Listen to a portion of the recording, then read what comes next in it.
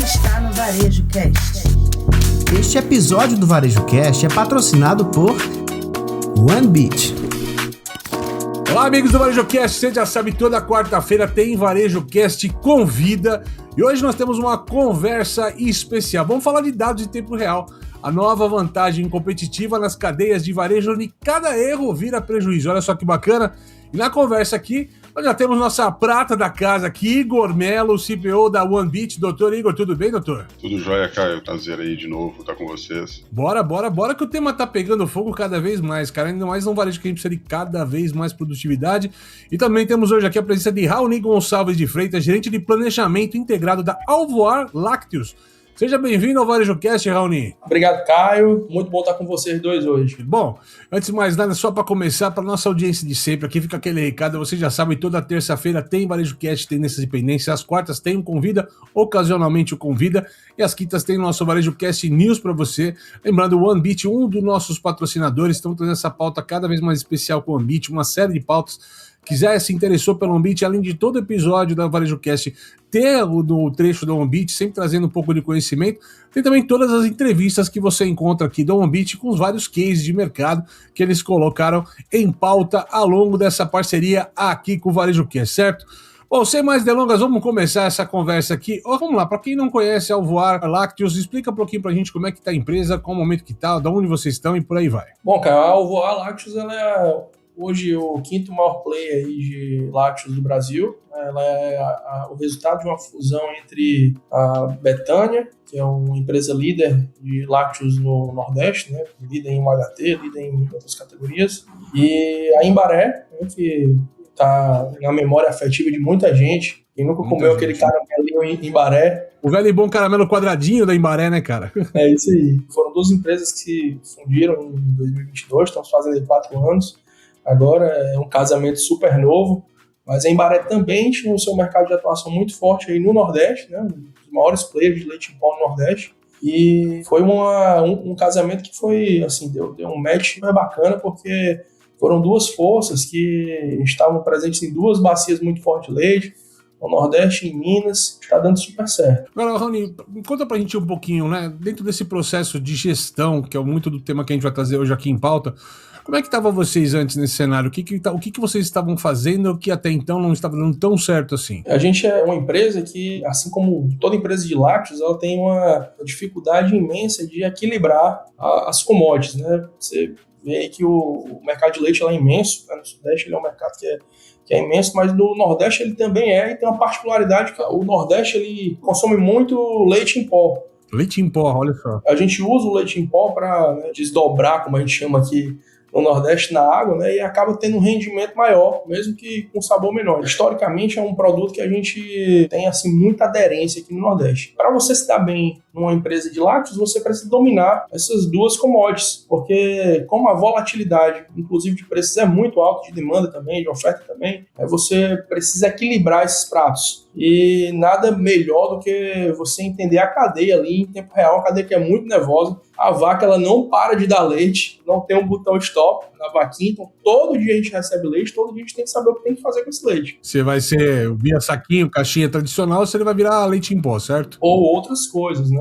Assim, pode virar manteiga, tem a geração do creme, queijo, iogurte. Então é muito importante estar preparado para saber o que fazer com a matéria-prima. É um dos grandes desafios que a gente tinha há um tempo atrás. Agora, você falou uma palavra interessante, volatilidade, né? O que é essa volatilidade? O que aconteceu que vem mudando? Era uma questão de entender para onde vai cada carga que chega como ela é designada ou é uma questão de mercado? Assim, né? O varejo ele muda muito rápido, né? Promoção muda demanda, ações de trade hoje cada vez mais sniper, né? Então muda muito, ruptura também muda muito o comportamento, é o que eu sempre falo, né? Depois que você alinha tudo, falta só combinar com outro time. Aí vem um concorrente, faz uma ação, muda preço, e aí tudo que você tinha pensado foi por água abaixo, né? E aí essa volatilidade ela fica cada vez mais como um desafio, né? E é importante você olhar para ela de forma detalhada, né? Assim, hoje o planner, né, ele deixou meio que ser alguém que fecha o número, virou alguém que precisa interpretar esses sinais aí e tomar essa decisão rápida. Uma necessidade de ser dinâmico na decisão, né? De ter uma decisão cada vez mais rápida e menos tempo, é isso mesmo? Exatamente. O negócio lácteo, ele precisa disso, né? Ele precisa muito disso, até porque se você toma uma decisão local que não está legal para o sistema todo, você piorou todo o modelo. E você cai naquela ideia do máximo local, que nunca é uma decisão errada que fez com que o sistema não conseguisse chegar nos seus objetivos. Sempre é uma decisão certa no local errado. Não tem mais esse espaço para esse planejamento estático, né? Que era o tradicional numa cadeia tão dinâmica, é isso? Não tem mais espaço. É uma coisa que eu tenho certeza. Esse planejamento estático, ele ficou para trás aí há muito tempo. Não estou nem falando de inteligência artificial, mas é um negócio que ficou para trás porque né, essa ideia de que você tem que olhar aquela fotografia. Eu não sei nem se você tem que olhar o filme, que é a história lá de ficar olhando a média, né? A média ela esconde muita coisa. A média ela esconde aí ruptura, ela esconde promoção. Então, quando você se baseia por média, não vai legal. Então, eu acho que não é nem olhar nem a foto, nem o filme. Eu acho que é você viver aquele roteiro, tentando, né, trabalhar ali da melhor forma. Como se você estivesse jogando um videogame, digamos assim. E cada nova fase é um novo desafio, né? Ô, Igor, jogando a bola pra ti um pouquinho primeiro, vamos lá. Prata da casa, mas sempre vale a pena apresentar o Ambit. Acho que sempre bacana contar um pouquinho da história de vocês. Eu queria entender de ti, né, cara? Como é que os dados que o Ambit trabalha, os dados em tempo real, cara, vão ajudar a melhorar o que esses modelos mais tradicionais, mais estáticos ali, acabam deixando de passar, cara? O que vem avançando muito, né, a gente sempre fez e cada vez avança mais, primeiro, é na velocidade de captação dos sinais. Como o Raoni falou, é muito importante você reagir ao sinal o mais rápido possível, porque principalmente no mundo de commodity, que é o caso Alvoar, se você não reage rápido a esses sinais, daqui a pouco já foi tarde demais, né? Você não tem tempo.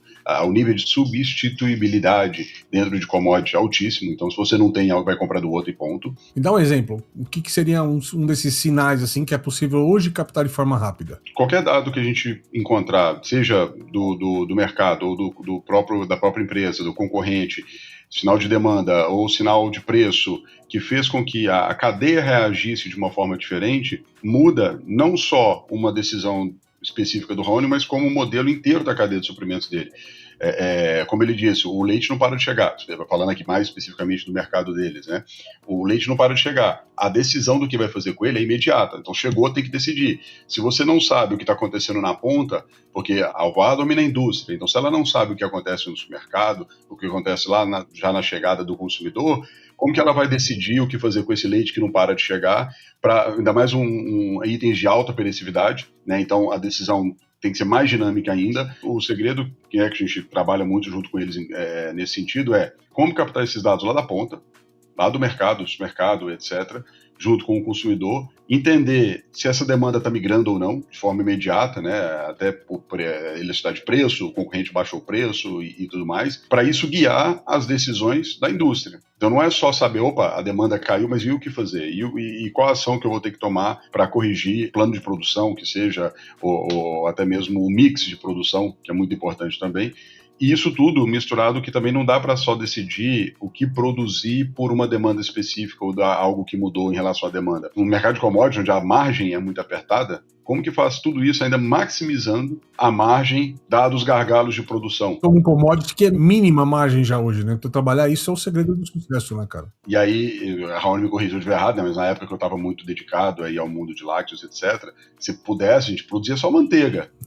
Né? Como consumidor, esses dias eu fui no supermercado, tinha uma manteiga de R$50. Eu falei, caramba, daqui a pouco eu vou decidir se eu compro um iPhone ou uma manteiga, velho. Tá muito caro. E a margem da manteiga normalmente ela é maior, só que não dá para decidir produzir só manteiga. Tem uma restrição natural, que é a gordura. Então, como que a gente gerencia esse mix de forma a atender essas variações de mercado que acontecem o tempo inteiro, só que sem perder a margem, maximizando também a margem. Então, o segredo não está só em pegar um sinal, mas sim como juntar todos eles e, ao mesmo tempo, ser lucrativo. Então, tem que enxergar esse todo, né? O trabalho grande que a gente vem fazendo com dados é isso, né? Como ligar todos esses pontos para dar as melhores decisões. E, claro, que a IA ela vem ajudando a gente a chegar cada vez mais próximo da tomada de decisão e não só da informação gerada. Né? Perfeito. Raoni, qual que é o maior desafio, cara? Você tá falando de produto perecível, o Igor estava colocando aqui. Qual é o desafio para operar numa cadeia de produto perecível que estão altamente sensível a demanda? Como é que opera com isso, cara? Qual é o desafio? Cara, o maior desafio hoje é que o tempo ele destrói valor silenciosamente, né?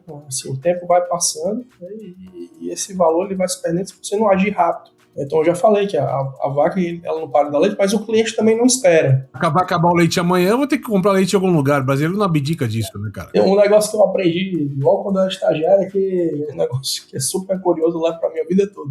Leite é igual a cigarro. Se você não fumar o seu hoje, para quem fuma, obviamente, né? E não tiver, amanhã você vai fumar 2. Então leite é a mesma coisa. Se você não tomar ele hoje, amanhã você vai comprar 2 litros. Então o produto tem que estar lá, né? E o shelf life está correndo do outro lado da cadeia. A gente precisa operar isso de forma muito balanceada, né? Aí às vezes a linha tem restrição, né? E cada decisão dessa impacta a margem, né? É o que o Igor está falando. Às vezes a gente tem uma restrição de gordura, mas às vezes a gente tem muita demanda para uma linha que já não está conseguindo absorver toda essa produção que eu estou precisando ali. Então, o que é que eu vou fazer? Às vezes eu entro no modo também de redução de danos, né? E eu coloco tudo isso, né, numa cadeia que é super interdependente. Se eu tiver um problema, talvez, numa linha, que eu vou ter que ligar a outra, que vai me gerar mais gordura, e eu não tenho ali possibilidade de processar essa gordura, o que é que eu faço? Eu vou ter que abdicar de outro produto, que às vezes até está com a margem melhor naquele momento, e é muito situacional, obviamente. O preço ele muda muito, né? Tem semanas aí, isso aí é mercado de leite, né? Que o preço ele muda ali 2, 3 vezes na Sim. ponta, então é uma demanda que é muito elástica, é muito louca mesmo. Agora, tem muito problema de estoque parado? Como é que você faz para evitar que esse estoque, como tem em outros segmentos, né, vira perda financeira ou vira markdown? Como é que faz quando trabalha com estoque parado hoje? A gente busca olhar o estoque não apenas como volume, né? Ele é um capital, ele é tempo que está ali, ele também tem um risco de estar ali, né? Tem uma flexibilidade que a gente tem que saber que às vezes precisa, né, colocar um produto em outro mercado, mas o ponto central é sempre tentar sincronizar. Eu acho bacana, né, que o nome One Beat, né, é um negócio que é muito massa, porque você tem que dar aquela batidinha. O lácteo, ele precisa daquela batidinha mesmo todo dia, porque senão não vai. Você tem que sincronizar demanda, produção, capacidade, tudo isso olhando margem e o principal giro, é a história da perda financeira. E, obviamente, você vai ter uma perda financeira, está inerente a um negócio e, enfim, qualquer negócio está suscetível a isso. Às vezes, né, a gente quer proteger a operação, mas desloca só um pouquinho ali o problema para frente.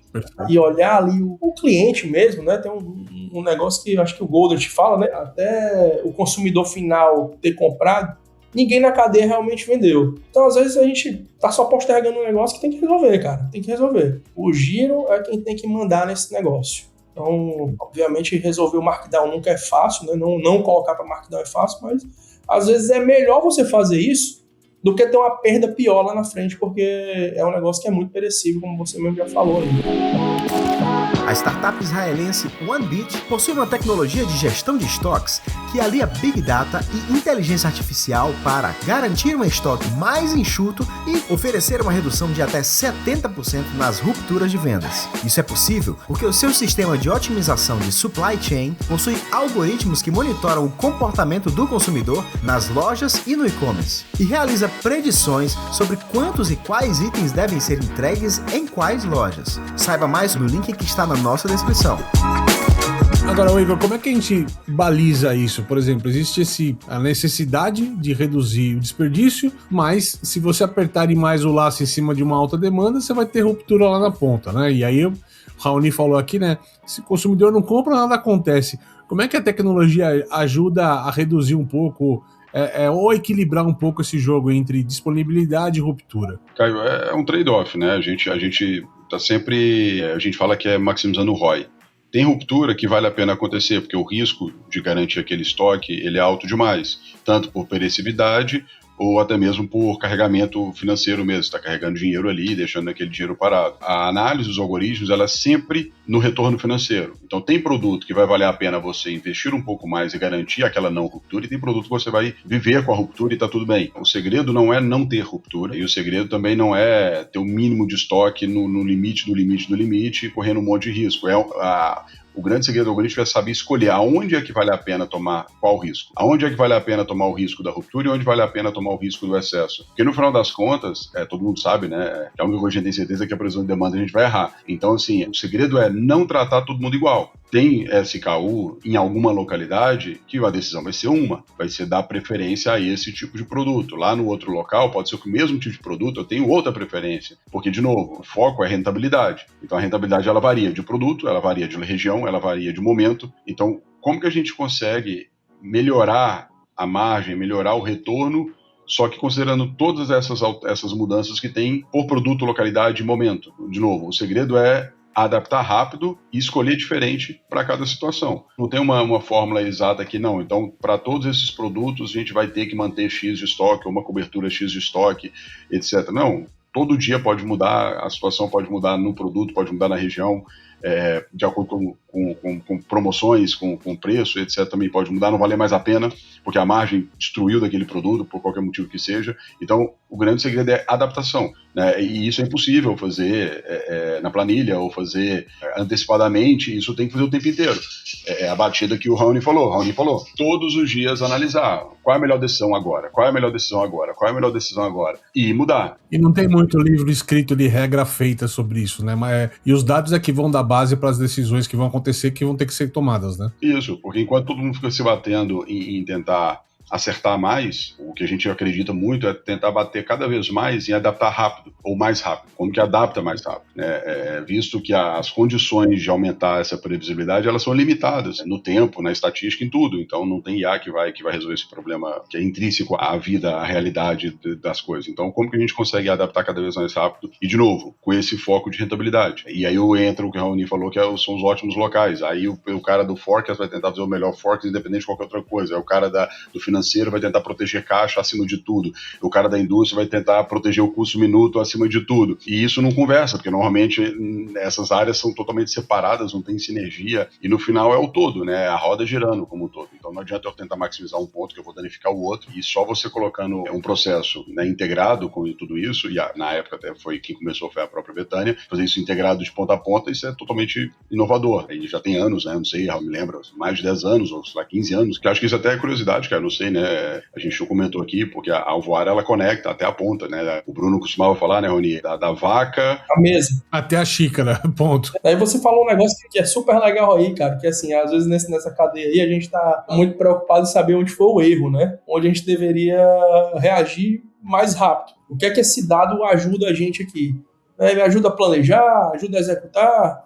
Cara, ele ajuda a decidir. Se não tiver decisão, ele não serviu de nada. Quando não tem decisão é bando de dados, não é banco de dados, é bando de dados. É isso.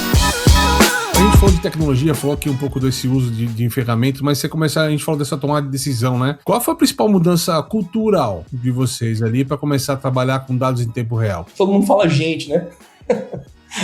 Mas tá na conta. O que fica, a principal mudança cultural é exatamente essa história da decisão, cara. Eu lembro que na época que a gente foi ligar o sistema, né, foi no receio. Cara, será que liga, não liga? Bora colocar esse negócio para rodar, decide que vai colocar. Vamos submeter aqui todo mundo a rodar esse processo. Se não der certo, a gente vai ter que resolver, cara. Porque, enfim, ninguém sabe de tudo e o sistema, o modelo, né, ele é muito bem consolidado nessa história do proteger o fluxo, cara. Você tem que fazer o produto ele fluir, né? E nessa história eu acho que o nome ruptura ele casa muito bem, porque quando não tem fluxo, quando não tem flow, você rompeu, né? Então teve ruptura mesmo. Então mais didático do que isso, impossível. Então a cultura de tomada de decisão, e obviamente para isso você tem que ter dado. A gente já tinha muito dado, a gente já tinha processo, mas faltava consenso, né? Uma atitude que a equipe tinha antes e que ela passou a ter com isso. Por exemplo, a velocidade de olhar as informações. O que você listaria? Algo que fez mudar o jogo por completo. A gente deixou de ser mais reativo para ser mais proativo, porque a demanda ela para de ser talvez empurrada, e às vezes você quer mandar um produto, mas o CD está lotado, a distribuição está lotado, e aí você fica ali, não, vamos esperar um pouquinho, manda, não manda e tal. E a ferramenta ela faz você ter uma certa proatividade para, não, vamos balancear aqui de fato quais são os estoques necessários. E se for o caso, a gente até tem que mandar, porque talvez você vai reduzir ali o tempo de transporte, o tempo de pedido. Então o produto ele já vai estar lá mais perto. e talvez proteger esse fluxo para reduzir essa ruptura, ela me gere mais grana do que se eu estivesse pensando ali no meu local, que era, não vou mandar porque senão vai estourar meu custo de frete, o carro vai ficar lá, vai pagar uma diária, olhar esses pratinhos aí como um todo, né, para garantir aqui, para maximizar a minha receita. E assim, minha despesa operacional ela vai ter que ficar ali num patamar ok, né? Obviamente ela pode subir um pouquinho, mas você colocar mais ganho para dentro, esse spread aí entre a receita e a despesa operacional, ele tem que ser cada vez maior. E o sistema nos faz pensar, né, dessa forma de ganho, né, de ser mais proativo do que reativo. Muito bom. Ô Igor, falando um pouco do tema que todo mundo bota em voga o tempo todo, inteligência artificial, né? Quando a gente fala de OneBit, de IA, cara, né? O que tem mudado? Como é que a IA tem ajudado a identificar esses desvios que antes viram que era de ruptura para excesso, né? Ou onde ela já começa a gerar esses ganhos operacionais nessa gestão de estoque hoje?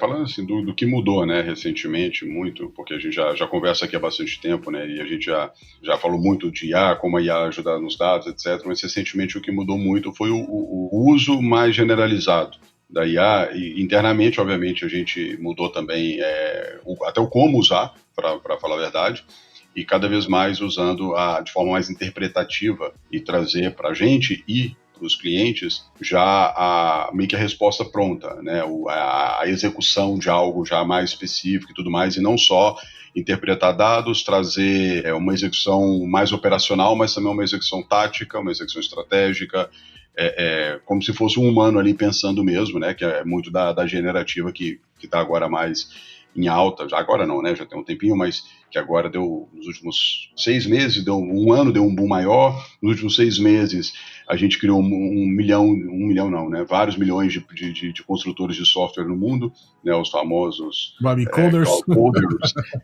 E aí, o que tem acontecido muito, né, no mercado, e isso de alguma forma está integrado com a gente, ou a gente enxerga isso, né? Tem um ponto positivo e um ponto negativo. Hoje, o que a IA gerou muito forte nas pessoas, e aí é geral, não só a empresa, pessoas que obviamente, né, que sabem lidar com isso, é a falta de foco, né? Porque agora parece muito fácil fazer as coisas, mas aí a falta de foco, você acaba tentando fazer um monte de coisa, você não tem uma estratégia bem definida, aí você usa IA, usa o Cloud Code com uma planilha de Excel para gerar um negocinho que gera outro, e isso não fica de forma integrada, que eu acho que é o principal ponto da conversa aqui. Uma das coisas que a gente mais tem falado aqui também no Varejo Cast, cara, que vai faltar orquestra para tudo isso, cara. É maestro para tanto músico na orquestra. E agora todo mundo começa a julgar, não, poxa, mas é muito fácil fazer isso, como tu não faz? Porra, a gente fez aqui em um dia no Cloud Code, por que tu não pode fazer pra gente uma semana algo parecido? E aí, né, a grande discussão é justamente essa. Primeiro, integridade, segurança, a sinergia das decisões e dos dados. Aí é o que você falou, tem uma orquestra por trás. Inclusive, o nome é justamente esse, né? São os orquestradores, né? Exatamente. Que ficam por trás para cuidar de tudo isso. Não são coisas aleatórias, pontuais. Então, o mercado, acho que vai sofrer muito com isso, né? Com essa falta de foco e muita gente querendo criar coisas internas e gerando esses ótimos locais, o que vai, né, de encontro direto aí ao ótimo global na maioria dos casos, e não enxergar o todo. Então, eu acho que a evolução, o que a gente vem batendo muito na tecla agora no mercado, né, justamente por causa dessa consequência do que eu acabei de falar, é essa visão macro, essa visão global e integrada de tudo.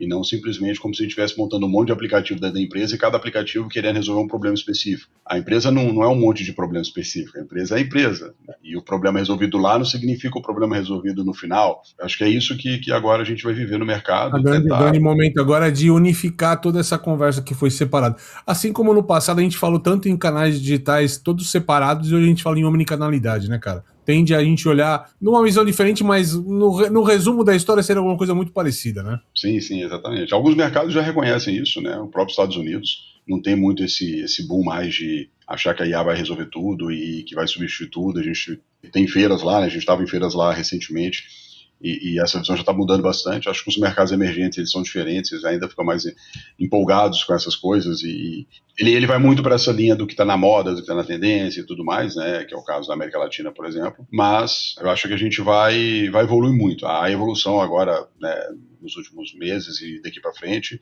porque a gente está aprendendo a viver dessa forma, aprendendo a usar esse poder que a gente ganhou, como pessoas, como desenvolvedores, como empresa, que a gente ganhou um poder muito grande, só que até o momento muita gente não está sabendo usar isso, né? É a mesma coisa que dar uma Ferrari para quem não sabe dirigir. E aí o cara fica meio maluco ali, dando um monte de batidinha e tal. Não precisa de motor, não precisa de piloto.